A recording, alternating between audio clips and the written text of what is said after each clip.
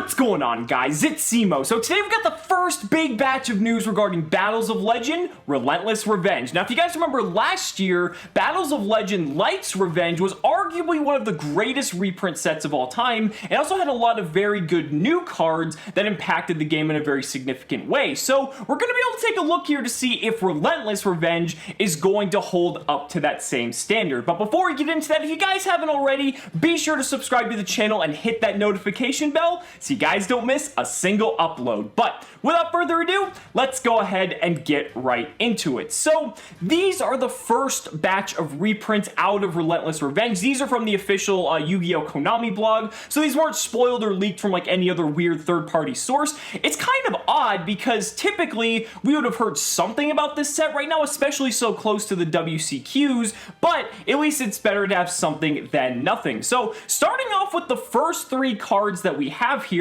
we have Gamma Seal, the Sea Turtle Kaiju, Tornado Dragon, and Solemn Strike. Now, I'm going to be looking at this from a very financial perspective to see the value of the reprints in this set, because if you guys remember from Light's Revenge, they basically reprinted like every like $8 to $10 card and above that had yet to see a reprint, which basically just brought down the ceiling on a ton of these prices and made the game a lot more affordable. So I'm going to be holding this set to that exact same standard. So Gamma Seal was about an $8 to $10 card, I believe, before the reprint was announced. Tornado Dragon, I believe, was like $13 because it has yet to see a reprint, and Solemn Strike was kind of in that $7 to $12 category depending on which rarity you acquired. Now, in terms of the cards themselves, Gamma Seal doesn't really exactly need a reprint. I mean, I guess it's nice that it's going to bring the price down of the lower rarity copies, but it's going to be really cool seeing it in Secret Rare. Remember, this set is comprised of all Ultra and Secret Rares. Tornado Dragon reprint's also nice. This will be the first time this card has ever had a reprint. I was expecting it to have one in the Mega Tins because that's kind of the place that made the most sense since Diagram's going to be there and stuff as well, but I guess we're going to be seeing it in Relentless Revenge, and that's perfectly okay with me. Even though it's not, you know, relevant at the moment, Tornado Dragon's arguably one of the best rank 4 monsters in the game, if not the best. So having a reprint on that, that's really good. It's going to definitely bring the price down. And Solemn Strike, you know, this card just manages to keep a very good price tag, even though they've reprinted it, what, like 3-4 times now? So again, this is just going to make the game even more affordable to the players that don't have access to it, and I generally think that's a good thing. Plus, it'll look really nice as an ultra rare. Alright, so moving down to the next ones, we have some Noble Knight cards. Now, this is interesting because apparently we're going to be getting a brand new Noble Knight Link monster in Cybernetic Horizon, as per the article says here. So we're going to be getting reprints of Noble Knight Brothers, Merlin, as well as Medrot. Now, Brothers has had 2 total printings, and I believe it still managed to hold at an $8 card. I'm not sure why that is. Maybe it's just a Noble Knight collector's thing, but that's pretty impressive. Merlin is getting its first reprint ever outside of the Noble Knight box and Platinum Rare, so thank God you don't have to play that hideous Platinum Rare version anymore. The Secret Rare will look pretty nice, and it was about a $5 card, so I think that's a pretty decent reprint. Medrot's also a bit interesting. You could get your Platinum Rare Medrot for like $3, but if you wanted the Secret Rare, which is the only other alternative, you were gonna have to pay like $12, you know, so this is pretty nice. Again, I'm really fascinated to see what this Noble Knight Link monster is going to be, or if it's just a Noble Knight card in general, because we just got Isolde not too long ago, so I'm really curious to see where they go with that. Will it make the deck tier 1? Who the hell knows, but I just find it fascinating that these were some of the candidates they picked for their reprints. So moving on along here, we've got 3 pretty decent ones and something interesting I want to talk about. So the first being TG Wonder Magician. Now, TG Wonder Magician, for those of you guys who don't know, basically goes in tandem with Crystalline Needle Fiber, and the article here actually alludes to the fact that we might be getting Needle Fiber in the Megatins, because if you read right here, it says getting awesome synchros like TG Wonder Magician, Neos, and even blah, blah, blah, blah, blah, and it says, we'll make sure you get ready for the 2018 Megatins. So is that foreshadowing that Crystalline Needle Fiber is going to be in the Megatins as like a promo? I don't know, but I mean, we know it's not going to be in those legendary decks anymore because they actually changed the article, but there'd be a pretty good chance I could see it being a tin promo. That wouldn't surprise me, but if not, maybe Cybernetic Horizon as one of our imports just to help push the set a little bit better. Anyway, Wonder Magician's a good reprint just because that card was just getting to a ridiculous price point for all copies just because it goes very well in tandem with Needle Fiber. So I think it was really nice of them to do that and also gives us an indication that Needle Fiber is coming.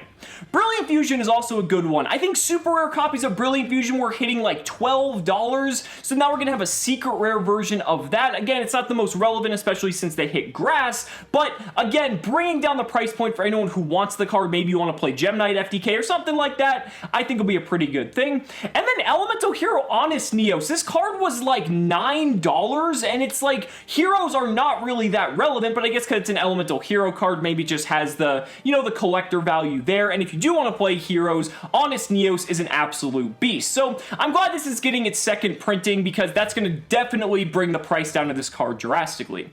So moving on, we have some Phantom Knight cards, interestingly enough. So we have Silent Boots, which was only like a couple cents because it was a super rare, got printed into oblivion. But Phantom Knight Fogblade was like $13, and Ancient Cloak was like $8. So I think these are two exceptionally good reprints for anyone wanting to play like Burning Abyss Phantom Knight or just pure Phantom Knight. But what's odd about this is that because the legendary decks are coming soon, we're going to be getting those cards in there, I'm assuming, as well. So it's kind of weird that they're printing them in this and then the legendary decks a couple months later. It's weird that they would just print it with such frequency. You know, Konami's kind of stingy with the reprint sometimes, but then when the reprints come, I guess they're just going to dish it out as much as they can. So that's, I mean, it's really cool, and plus it'll be in a higher rarity, so that's nice, but just kind of an odd choice, but bringing the price down, I think, is something that we really can't complain about. Then we have three really big hitters here. We have Dragonic Diagram, we have Dark Lord Ixchel, and Trickstar Reincarnation. Diagram was like $23 before this announcement. I think Ixchel was like $25, if not more. And Reincarnation was like hitting $40 because Trickstar Sky Striker is the best deck of the format, and it plays this card. Not to mention Pure Trickstar is also pretty good too. So I think these are three incredible reprints. Ixchel, not so much because it's not like Dark Lords are exactly tier 1 or anything, but anyone looking to build Dark Lords, this was pretty much like the only money card. I guess Nastin is too, but Nastin's only like $7 by comparison. The odd thing about this for me, though, is that when it comes to Diagram and Reincarnation, and I guess Tornado Dragon to an extent as well, is that these are three cards that were prime candidates for the Megatins. So are these going to be in the Megatins as well? Well, Diagram is, because we've already been announced that it is, but what about Reincarnation? And what about Tornado Dragon? Are those going to take up slots too? Because if that's the case, that seems rather extraneous that they're going to waste slots on the same card multiple times. Now, I guess it'll bring the price down of these cards significantly, but I don't realistically know if that's a good thing. I'd rather have a much more wider spread variety of cards to choose from rather than getting the same cards reprinted multiple times. Because just by having one extra reprint, it's most likely going to bring the price down. I don't know. It's a bit weird, but I think Diagram and Reincarnation were two exceptionally good picks. Ixchel's really good too, just for the price, but just not for practicality and playability.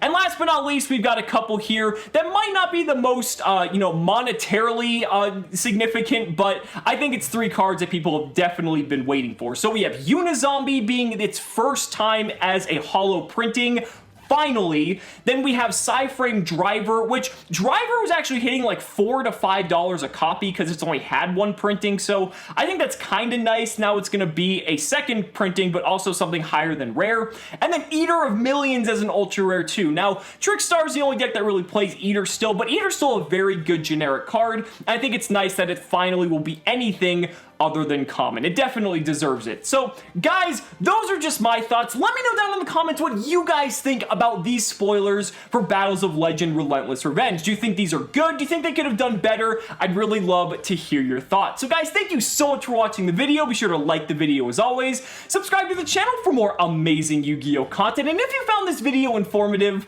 consider backing me on Patreon, because just by pledging only $1 a month, you're investing in my ability to continue bringing you amazing Yu-Gi-Oh! Content. So thanks so much again, and we'll see you next time.